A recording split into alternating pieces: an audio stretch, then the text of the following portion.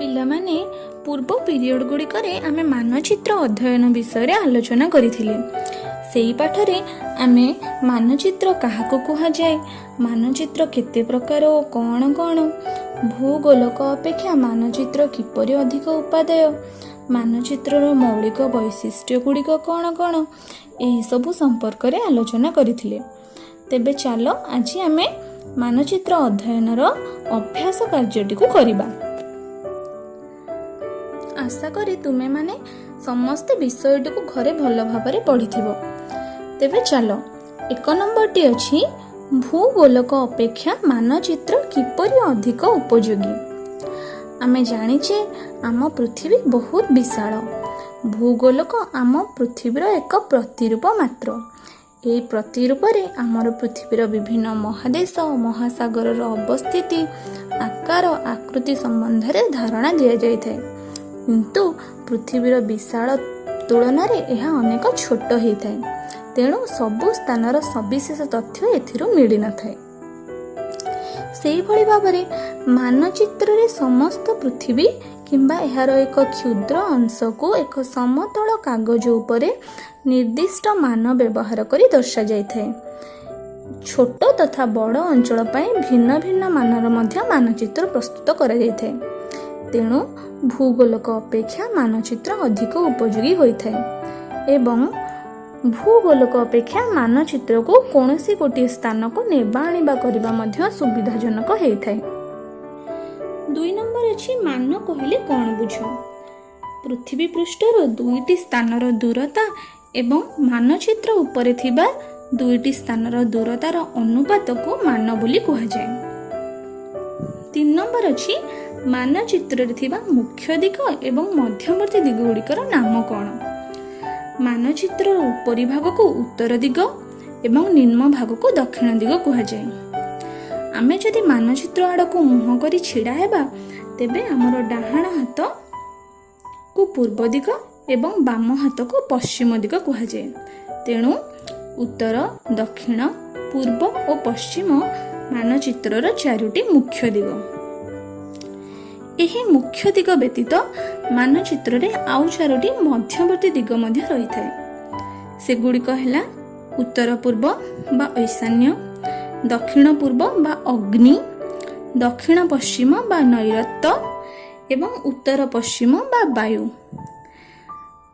ଯେକୌଣସି ସ୍ଥାନର ସଠିକ୍ ଅବସ୍ଥିତି ଦର୍ଶାଇବା ପାଇଁ ଏହି ମଧ୍ୟବର୍ତ୍ତୀ ଦିଗ ଗୁଡ଼ିକର ମଧ୍ୟ ଯଥେଷ୍ଟ ଉପାଦେୟତା ରହିଥାଏ।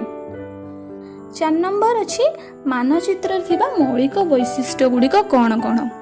ମାନଚିତ୍ରର 3ଟି ମୌଳିକ ବୈଶିଷ୍ଟ୍ୟ ରହିଛି। ସେଗୁଡ଼ିକ ହେଲା ଦୂରତା, ଦିଗ ଓ ସଂକେତ। 5 ନମ୍ବର କେଉଁ ମାନ ବିଶିଷ୍ଟ ମାନଚିତ୍ରରେ ସବିଶେଷ ତଥ୍ୟ ମିଳିଥାଏ। ବୃହତ ମାନ ବିଶିଷ୍ଟ ମାନଚିତ୍ରରେ ସବିଶେଷ ତଥ୍ୟ ମିଳିଥାଏ। ଏଥିରେ ଛୋଟ ଅଞ୍ଚଳ, ସହର, ନଗର, ଗ୍ରାମ ଇତ୍ୟାଦି ପ୍ରତ୍ୟେକ ସ୍ଥାନର ତଥ୍ୟ ଦର୍ଶାଯାଇଥାଏ।